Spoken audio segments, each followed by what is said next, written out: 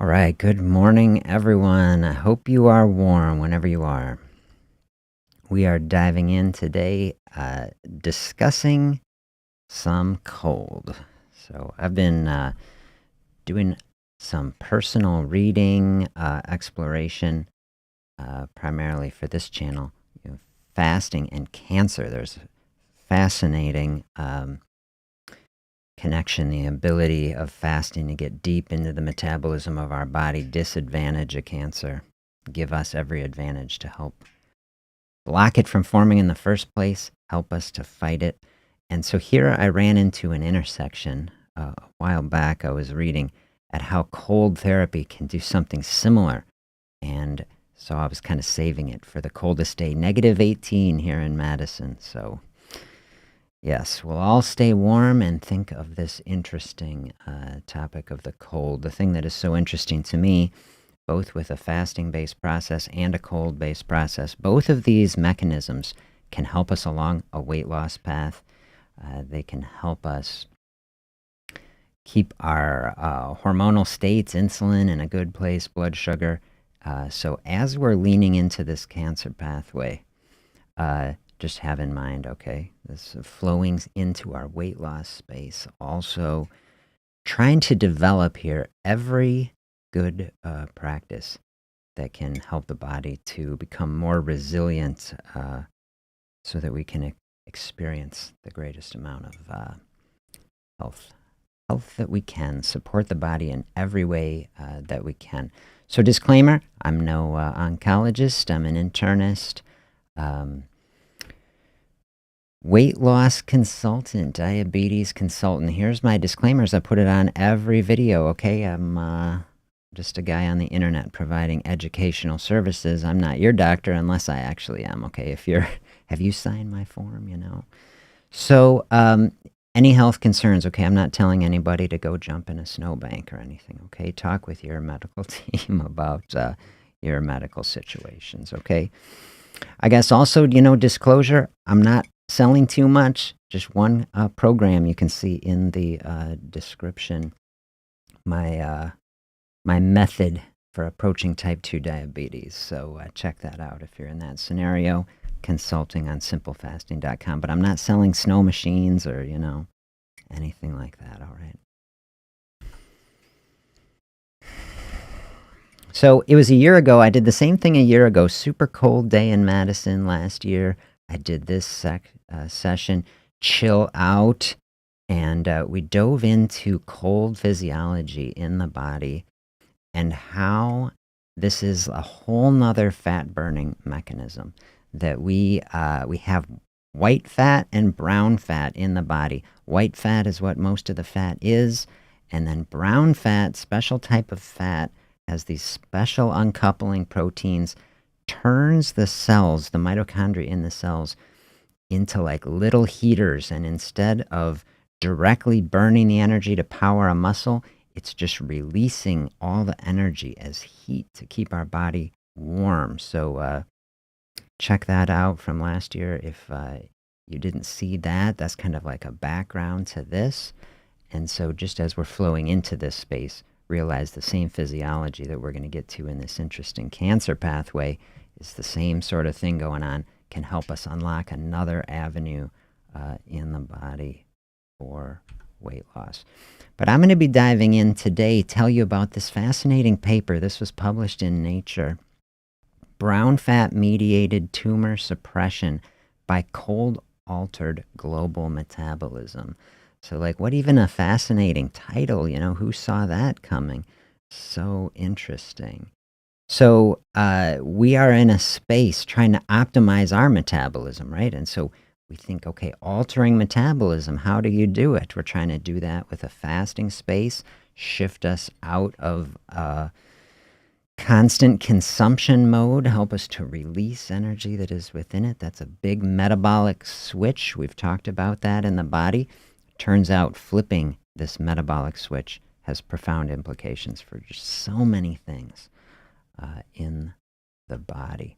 So what I'm going to do here, I summarized the paper with kind of some bullet points to kind of help us frame it. I thought, because it's kind of a dense thing, I was like, let's just get the idea of it in our mind, and then I'm going to flip over, show you some actual highlights in the paper to facilitate our understanding of it.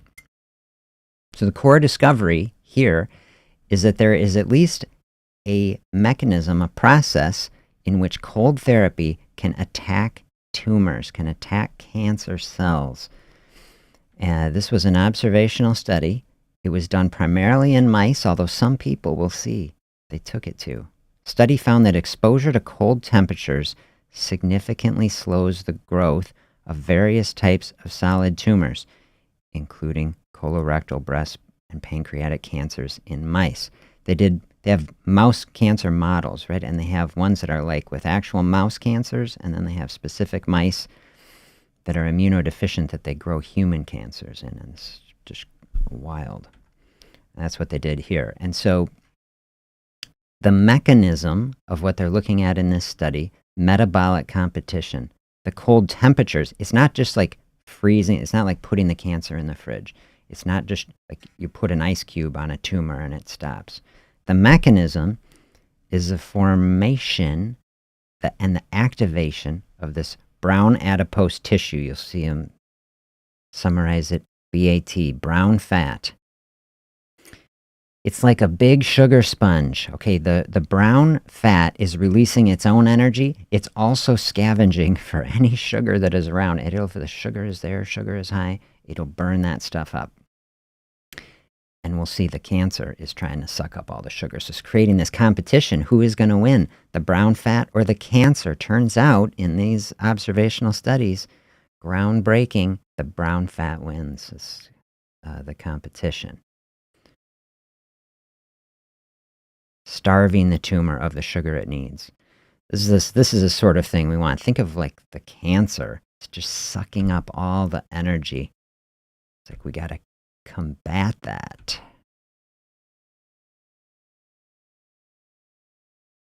All right. The Warburg effect is discussed in this paper. Warburg effect is what cancers do. They switch into this altered metabolism where they become these sugar-hungry, just nasty processes, right? You think about somebody with cancer. How is it? The cancer grows, but the patient is losing weight and wasting away, right? Because the cancer is sucking up all that energy. Like, we have got to stop it. We've got to stop it.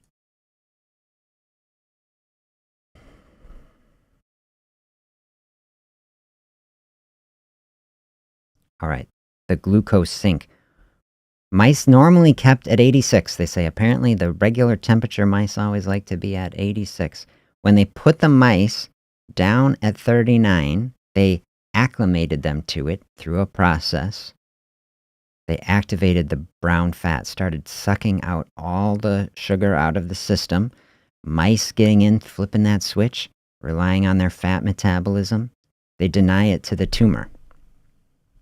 They proved this. In the paper, we'll see. And then mice who are acclimated to the cold, who they injected with these tumors, they got all these tumors growing in them, they live twice as long as the mice that were kept in the warm environment. You know, like, how wild is that?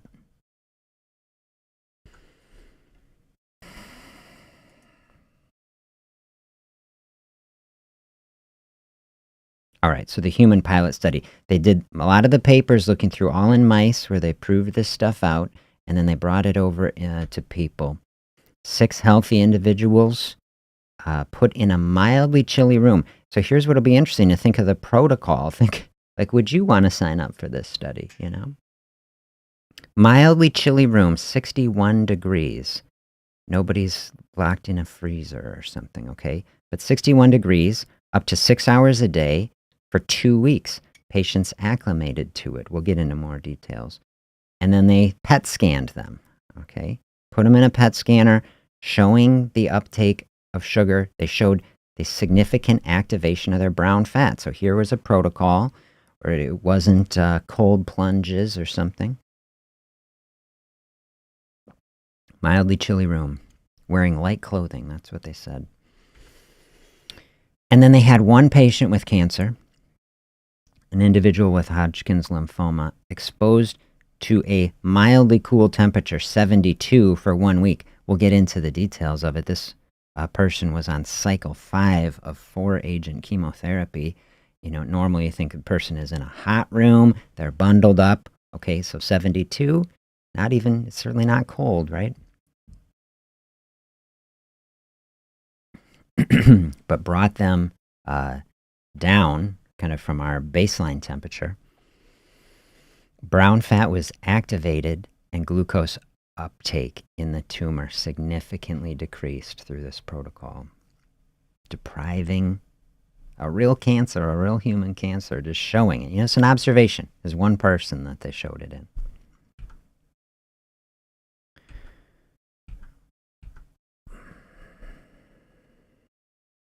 Okay, so our point of interest before we jump over, we say these pretty interesting findings. We'll show it.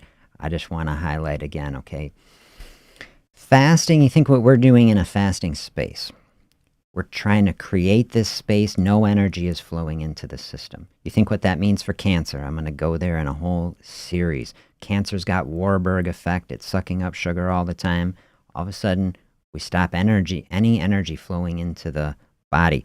Body's got healthy switches. Body can flip over into a different global metabolic state. Cells can go into rest and repair autophagy mode. Cancer cells can't do it. They're stuck in the Warburg effect. They're just going 100 miles an hour. They can never stop. Okay, so we can see fasting space giving an incredible advantage to healthy cells in the body, punishing a cancer cell. Now cold doing another thing, right? Same Warburg effect is happening. All of a sudden, we're activating this whole other energy pathway. Brown fat is coming in, also sucking up all the energy, specifically what the cancer needs. So what I'm telling you in the big picture, well, if people have interest, you know, let me know. We'd start combining these methods. Like, holy cow, we put together an incredible process to give ourselves every advantage. Okay, I'm going to dive into the actual paper. I have to flip over all of my screens here.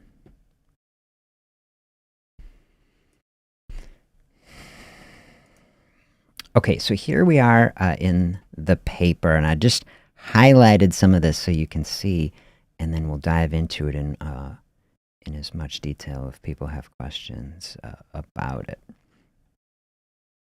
So metabolic alterations, this is just how they start the paper. Metabolic alterations are one of the hallmarks of cancer. So don't you see already just what a profound space we're in? We're doing double duty. This is what I want to inspire people with. You're on a health path. You're trying to lose weight.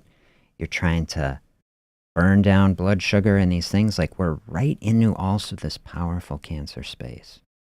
Malignant cells often reprogram metabolism to promote their growth, proliferation, and migration in their own survival. With a high uptake of glucose, look at that.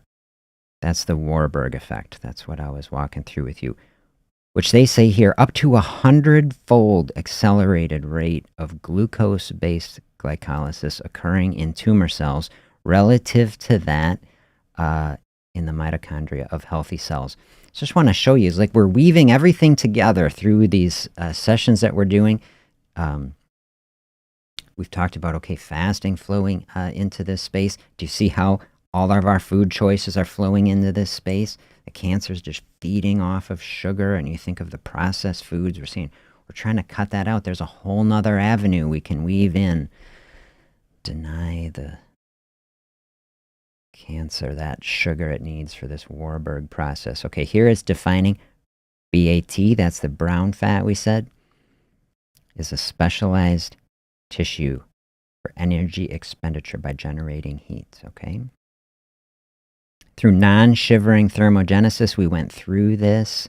There's that uncoupling protein in the mitochondria, and so you're familiar with this now.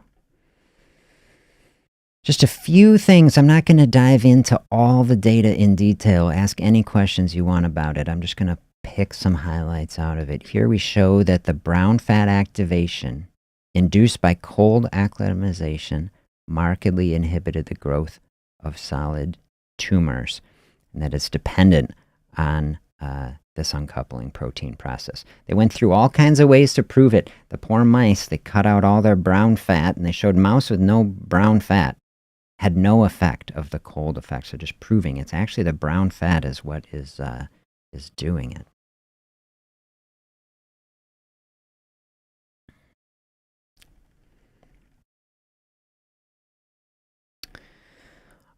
I'll flow through some of this data, just hit their summary. So brown fat dependent suppression of tumor growth. It's known that cold acclimatization accelerates the brown fat activation in mice, okay? And part of that mechanism, insulin tolerance and glucose tolerance tests that they performed showed marked improvement in insulin sensitivity under cold exposure in all of their models, right? So the models they're working with are showing that's what we saw in the other paper. This is the process that we, want to be bringing, right? Help us keep insulin resistance out. That's a huge process of weight loss, is bringing insulin into balance. So we're seeing this here right in the study. These data show that cold exposure induces metabolic reprogramming in tumors by suppressing the glycolytic pathway. That's that Warburg effect. Shut that down, which is essential for energy production and supporting tumor growth. Okay, so this is like the process they went through in the mice, and then they put the mice who are in the cold, room, they fed them like high sugar diet, basically, like they're giving the mice soda. High glucose feeding restores the tumor growth. So even in the cold, you can overwhelm the effect if you're just loading up on sugar. There we're seeing like our dietary process. We're trying to bring some of this into our life. We'll talk about how to do it. Maybe we have a protocol like the human participants we're going to get to. Bring some of that into our life. Well, we're not going to get very far with it if we are eating a lot of processed food. That's the thing. So here's the thing I really just wanted to bring our attention to, is the most interesting. The human patients, what did they do in the study? To study the human relevance of our finding in various animal models, we performed tolerable cold exposure in healthy humans and in a patient with cancer. Healthy volunteers, 3 males, 3 females, aged 22 to 25, recruited for this study, wearing very light clothing, healthy individuals exposed to mildly cold ambient temperature, about 61 degrees, for 2 to 6 hours a day for 14 straight days. And then they PET scanned them and demonstrated significant brown fat activation in these individuals. Tolerable exposure. What does that mean exactly? We don't get a video interview of what the people's experience was. It just said that they acclimated to it. We next performed a pilot study on an 18-year-old patient with Hodgkin's lymphoma. At the time of this study, look, they'd been through 5 cycles of 4-agent chemo. And then we went through with this, put them in light clothing, exposed to 72 degrees. Took it easy on them. Okay, thankfully. And exposure of a patient with cancer to mildly cold conditions markedly reduced glucose uptake in the tumor tissue. So here they discuss it further. Here we provide a therapeutic concept for cancer treatment by switching on thermogenic metabolism in brown adipose tissue. So cool.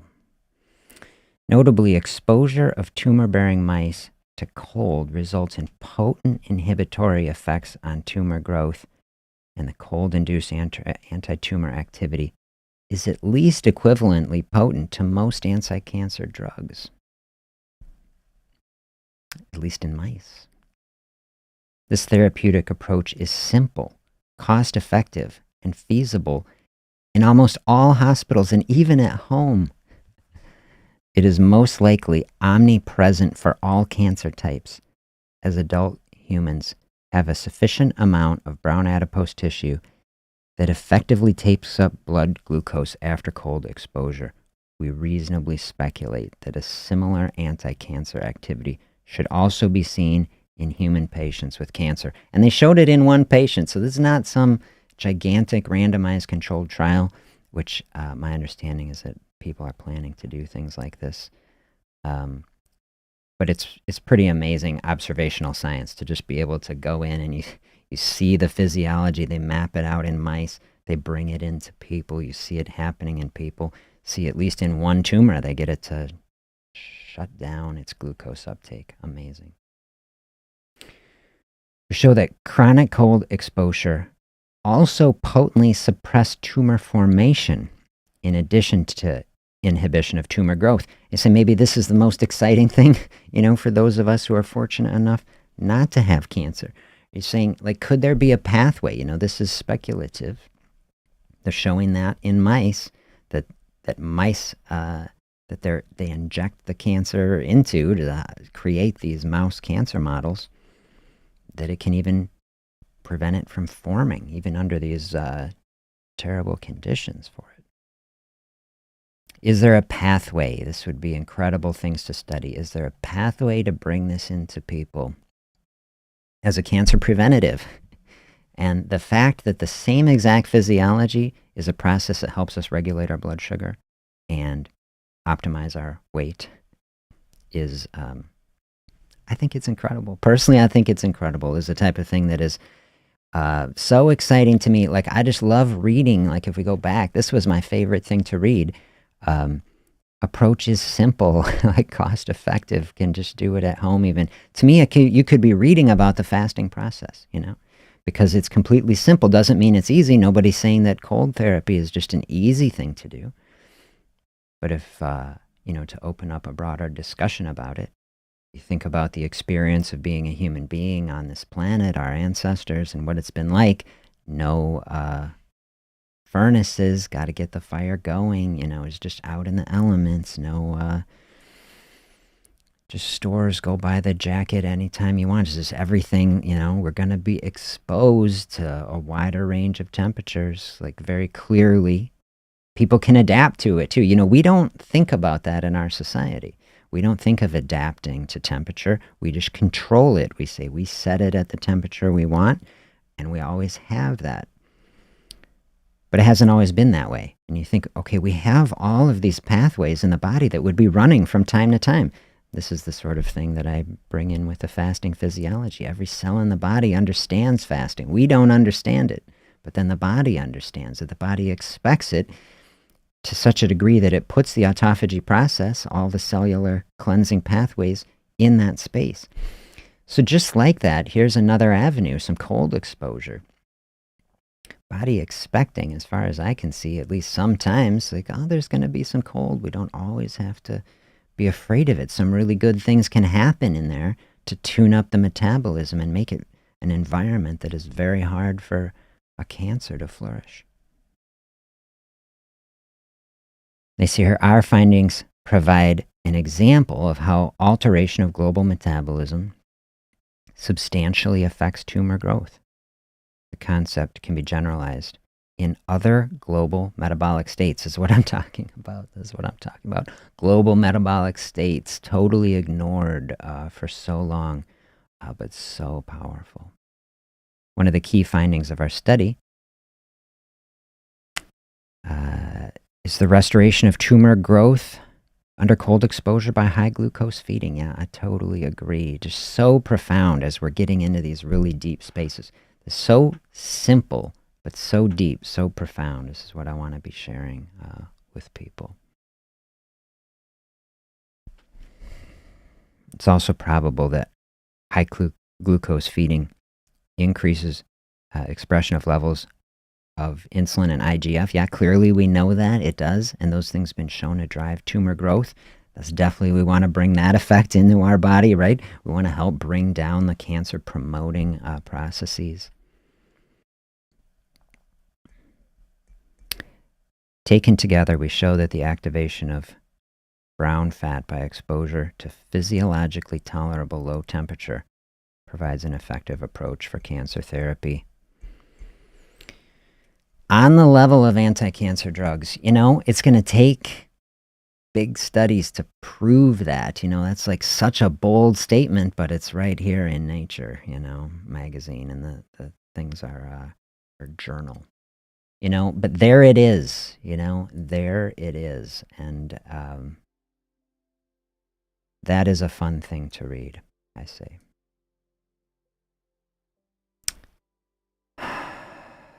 Those are my thoughts of the day on that. Can we bring that sort of process? What could that look like? Last year, I said, when I was doing our cold focus session, I say, can you just start taking even a lukewarm shower? You know what I mean? Like, it doesn't have to be a cold shower. It doesn't have to be a cold plunge. But just bringing down the warm exposure a bit, bringing a little bit of resiliency along this cold pathway into the body. I'm 2 years in on doing cold showers, a very hard thing to do at first, and an even harder thing to do in the winter. But have you watched like people in like Norway and stuff doing the cold plunge into the ocean in the winter? I'm like, all right, people doing this, obviously people finding a lot of health and rejuvenation from cold therapy, cold plunge, all these sorts of things. I was like, I can take a lukewarm shower, okay? We don't have to crank up the heat. And then the practice, the training I did on cold showers is just like, okay, go lukewarm and then finish it off with like some cold just to bring it down. Okay, there's a process. We went through that on the weight loss process. To do that, to try to activate. Okay, both you do a little shivering. You say, oh, it's cold, all right? You're burning energy that way. That's also sending the hormonal signal to the white fat. Try to turn some of that into the brown fat so that it's easier to release it and activate the brown fat. Help just to release that energy to produce heat. There's a way to be burning up energy in the body. More without exercising, right? Look what we're trying to do in fasting. I tell everybody exercise. Exercise all you want. So good. Especially if you're doing some fasting and do some resistance training. Support the musculature. This is how we pursue the goal, being lean and strong. Do some fasting, get some good protein, do some resistance training. But then here, this study showing us a model to bring this into our life in a different way, which is just let the room temperature go down a little bit. It's minus 18 here in Madison today. Maybe is this a day? We don't have to crank this all the way up to 72. Look at what the participants in the study did. They acclimated to having the temperature at 61. And presumably they didn't go straight there all the time. But it's like if we give ourselves, okay, eating costs, you want to save a couple bucks on that, okay? Use a little less energy. Think of that in the fasting process we're talking about. Being more efficient, bringing consumption down. You think, in the big picture, the consumption society. Here's another thing where it's like, oh, we're not consuming so much. We're not turning the energy up so high. Give the body the opportunity to use the energy within it. Here's a whole metabolic pathway that we almost never use. Almost nobody activating brown fat in society today. But here's like a whole pathway where we can release that energy. Do you see how synergistic it is with fasting? Fasting is giving space to the body, release the energy to serve us, power the body in the absence of food. Here's a whole nother metabolic pathway. Non-shivering thermogenesis, activation of brown fat, let the body use the energy within it, just turn the fat cells into little heaters, release the energy without even any exercise. Very parallel sort of space to the fasting space. And then we see in each of these, not only does that help us balance our hormonal state, bring weight into balance, increase the strength and resilience of the system. Like think how much stronger, from a certain perspective someone is. It's like not getting cold, able to heat ourselves from the inside. How empowering is that? Not so dependent on all the technological supports that we have. Like, that is developing this really deep ancestral human energy, right? So fasting, some cold exposure. See, pretty much there's a book that I have on my list to read. Have you read it? I haven't read it yet. The Comfort Crisis. Like, pretty much everything that is in some way giving us all these comforts. We say this is so nice. Constant food available, constant heat all the time, and these things. But it softens us up, right? And so if we want to train ourselves, help us to be stronger and more resilient, stronger against the cancers, like give ourselves every chance of mitigating these things. So, well, we want to be strong, vibrant, healthy, flourishing, powerful individuals. And see, all these things, they just come together. A fasting, cold exposure, and then we saw it in this space, the impact of our diet on it. That the high sugar's driving the tumor growth. We know that it drives the diabetes. We know that it drives weight gain. So here we are in this space, fasting space. Try to bring everything together. It's one thing to learn about it, say, is another thing to practice it and do it. And so that's the idea of this space. Come into a space, learn about it, while we also kind of gather together around it, practice it together.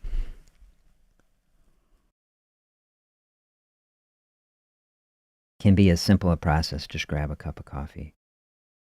Blowing through some of that space in the morning. Realizing the value of the space. Opening up space in the evening to the extent that we can. Like, there's another key space. Let the digestive tract finish all its work it has to do. Shut that down so we can flow through overnight. Shut everything down. Help support our sleep. Giving that space to the body so that it can do all of its other maintenance tasks, you know? One of those tasks that we get to in a fasting space. Activation of cancer seek and destroy mode. Like, that is so incredible. Such an underappreciated facet of what is going on in the body. So keep stepping toward it together. Keep moving forward in health. Trying to weave together in every fashion, every good health process that supports our life and flourishing and wellness in every way.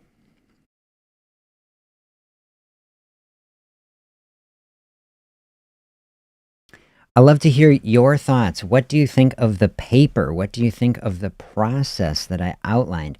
How do you feel about the protocol that the participants went through? Is it something that you are going to try? I am trying it right now. I did not turn my heater on in the basement today here in my little studio. And I'm embracing a little bit more cold. And I am going to continue on that. I personally love the idea. Get a little more adapted to this, you know? Be a little stronger in my being, a little, less dependent on always the furnace cranked to the exact number. And so I'm going to be doing some more thinking and working on that. I'll be doing some more thinking and reflecting too on the fasting specific cancer series. I got some very interesting papers to go through. Do you like this sort of thing? Let me know. And let me know what questions you have. Thank you for being here. Thank you for checking out this space. Do share reflections, feedback, thoughts in the comments. Be happy to have an ongoing dialogue about it. Have a great day, everybody. Wish you the very best. We'll see you soon.